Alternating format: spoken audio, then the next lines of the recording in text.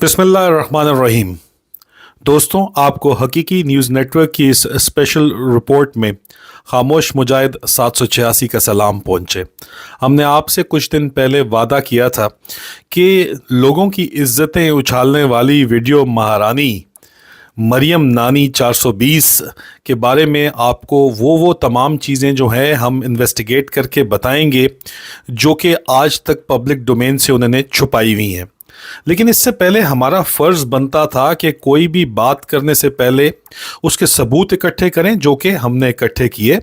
और वो शायद आवाम के सामने तो हम वो कहानी ला रहे हैं, लेकिन अगर ये मामला आगे बढ़े तो सबूत भी हम सामने ला सकते हैं। लेकिन इसके साथ साथ एक जो ज़रूरी है, एक जर्नलिस्टिक रिस्पॉन्सिबिलिटी के तौर के ऊपर हमने ये राब्ता करने की कोशिश की मरियम सफदर के साथ या मरियम नवाज़ के साथ, उनके हलकों के साथ, कि वो इस चीज़ की वजाहत करें, लेकिन उन्होंने कोई वजाहत नहीं कही। तो फिर पब्लिकली भी ये सवालात हमने उठाए ज़रूर कि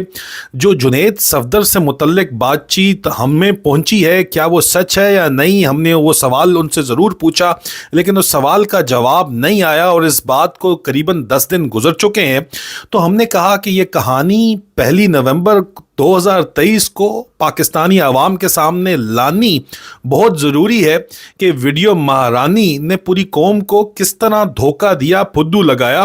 थोड़ा सा इसमें हम बैकग्राउंड में आपको लेके जाएंगे। कैप्टन सफदर आवान जिस वक़्त बाकायदा तौर के ऊपर एडीसी हुआ करते थे, 23 FF से इनका ताल्लुक़ है। ये वही यूनिट है जो आसिम मुनीर जिस यूनिट से ताल्लुक़ रखता है। और लाहौर में ये यूनिट तैनात थी जिस वक़्त नवाज शरीफ चीफ मिनिस्टर था। उसको एडीसी, एक कप्तान की ज़रूरत थी, और कप्तान की तमाम तर वर्दियाँ, मेस किट वगैरह उस वक़्त सफदर आवान की पूरी थी। इसलिए उसको टेम्पररी तौर के ऊपर चीफ मिनिस्टर के साथ एडीसी लगा दिया गया। और वहाँ पे वो गया तो मरियम साहिबा जो उस वक़्त जवानी में थी, तो जवान बटनी का दिल आ गया उस कप्तान के वर्दी के ऊपर। एक क्रश हुआ करता था हमेशा से, और कहा यह जाता है कि मरियम की जो बेस्ट फ्रेंड थी, उनका जो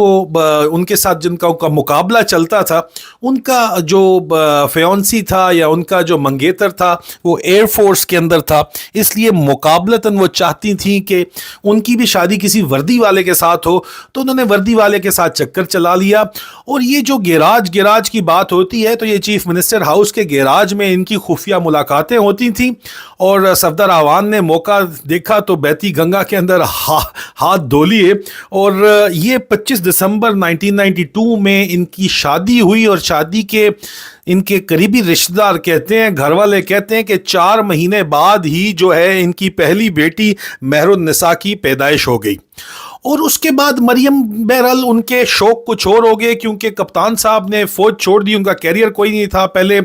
नवाज शरीफ को कह के जो है सिविल सर्विसेज में डिस्ट्रिक्ट मैनेजमेंट ग्रुप में गए, कमिश्नर बने, लेकिन वहाँ भी उनका दिल नहीं लगा। खुदे लाइन वो लग गए, तो सियासत उन्होंने करने की कोशिश की, वहाँ भी उनका दिल नहीं लगा और दिल दोनों के अलग-अलग हो गए। तो मरियम सफदर के किस्से दोबारा से नाम मरियम नवाज रखने के साथ कभी कतर में शुरू हो गए, कभी जो है वो मुख्तलिफ नौजवानों के साथ जब उनको नजर आना शुरू हुआ, तो सफदर आवान ने जो है वो रिटेलिएशन के अंदर या दिल लगी के अंदर जो है एक दूसरी शादी, खुफिया निकाह कर लिया, खुफिया शादी कर ली। और उस शादी से उनका एक बेटा भी है। मरियम नवाज को जब ये बात पता चली तो उन्होंने कहा कि उनके कत्ल के अहकामात दिए दूसरी बीवी और बेटे के, और दूसरी बीवी और बेटे को तुर्की जो है वो भगा दिया सफदर आवान ने। और उसकी सजा के तौर के ऊपर सफदर आवान आज दिन तक जो है वो मरियम की कुर्बत नहीं हासिल कर पाया, और बच्चों को भी जो है उनसे दूर रखा गया। और लेकिन बाद में जो शादी हुई इस वक्त आपको पता है जुनैद सफदर की, उसमें सफदर आवान आपको एक साइड पे चलते हुए नजर तो जरूर आए। अपना एक खामत का या बाप का जो रोल है सियासत के अंदर बहरहाल वो अदा करना होता है, वो करते हुए आपको नजर तो जरूर आए। लेकिन मुख्तसर अरसे में आयशा सैफ के साथ, सैफुर रहमान साहब बहुत मशहूर शख्सियत हैं, अमीर तरीन ख़ानदान, अमीर कबीर ख़ानदान के साथ उनका ताल्लुक़ है। सऊदी हुक्मरान और कतरी हुक्मरान फैमिलियों से उनके ताल्लुकात हैं। एक तरफ तो सियासी लोग कहते हैं कि जो डिलीवर नवाज शरीफ चाहते थे कि सऊदी हुक्मरान या कतरी हुक्मरान सैफुर रहमान साहब की तरफ की वजह से करें, वो नहीं कर पाए। लेकिन दूसरी तरफ जो हमारी इन्वेस्टिगेटिव रिपोर्ट है اس نے یہ بات آپ کو پتا ہے شروع میں ان کی جو طلاق ہوئی جنید صفدر نے اپنے انسٹاگرام پہ کہا کہ جی بالکل میری طلاق ہو گئی ہے، کنفرم کیا، تو اس کے بعد خبریں آئیں اور وہ نون لیگ کی طرف سے خبریں لیک کی گئیں کہ جی تعویذ گنڈا مریم نواز کراتی ہیں اور مریم نواز کے جادو ٹونے کی وجہ سے اور صفدر آوان کو ایک مزار پہ رکھا گیا ہے اور ان سے ملنے نہیں عائشہ سیف کو دیا جاتا، اس وجہ سے یہ طلاق ہوئی ہے۔ اور بہرحال یہ خبریں مریم نواز کی مرضی سے مارکیٹ کے اندر پھیلی اور مریم نواز کو جو ڈر تھا وہ یہی ڈر تھا کہ کہیں اصل وجہ کھل نہ پائے، تو اس وجہ سے وہ خاموش بیٹھی رہی۔ لیکن ہمیں جو اصل وجہ پتہ چلی ہے وہ جنید صفدر کے دوستوں کا یہ دعویٰ ہے کہ جنید صفدر ہم جنس پرست ہیں۔ جی ہاں، جنید صفدر ہم جنس پرست ہیں، اسی وجہ سے ان کی طلاق ہوئی عائشہ سیف سے، کیونکہ عائشہ سیف کو یہ بات نہیں بتائی گئی تھی اور عائشہ سیف نے جنید صفدر کو بسترے میں اپنے ایک دوست ہم جنس پرست دوست کے ساتھ پکڑا جس کا نام ابتی یا افتی بتایا جاتا ہے، اور اس کو یہاں پکڑے جانے کے بعد یہ تمام کے تمام جو ہے طلاق کے معاملات آگے بڑھے اور مریم صفدر کے ساتھ ان کی لڑائی بھی ہوئی اس معاملے کے اوپر، اور اس کے بعد مریم صفدر نے جی ہاں کوئی تعویذ گنڈے بھی کروائے ان کے اوپر، لیکن اصل وجہ بہرحال نہیں ان کو بتانے دی گئی۔ اور اس کے لیے کہا یہ جاتا ہے کہ عائشہ سیف کو بلیک میل کرنے کے لیے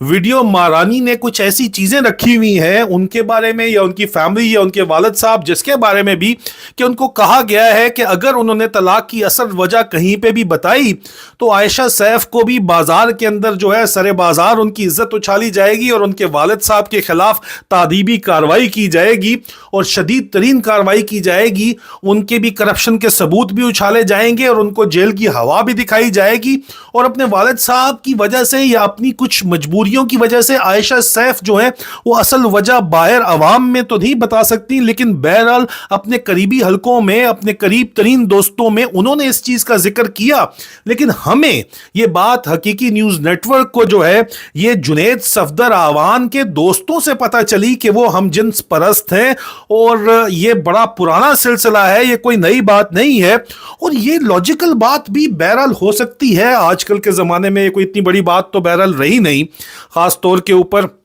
لیکن امیر جو لوگ بے تحاشا ایک لمٹ سے اوپر امیر ہیں یا حرام کے مال کے اوپر جن کی عمارت ہے، ان کے بچوں کا اسلام آباد ہو یا لندن کا ایجوے روڈ ہو، ہر جگہ کے اوپر ایک الگ ہی حال ہے، اور وہ ان لوگوں کی جو عیاشیاں ہیں اور ان لوگوں کی جو حرکتیں ہیں وہ دیکھ کے آپ کو اگر پتہ چلے تو آپ دنگ رہ جائیں گے، اور اگر ہمیں کوئی یہاں پہ چیلنج کرے تو ہم وہ تمام ثبوت بھی بہرحال ہمارے پاس موجود ہے، لیکن ان ثبوتوں میں بہت سے لوگوں کا بہت سے پردہ داروں کا نام آتا ہے، اس کو ہم وقت کے ساتھ بتائیں گے۔ لیکن آپ بتائیے کہ کیا ان تمام لوگوں کے بارے میں آپ کو حقیقت بتانی چاہیے یا نہیں؟ شکریہ۔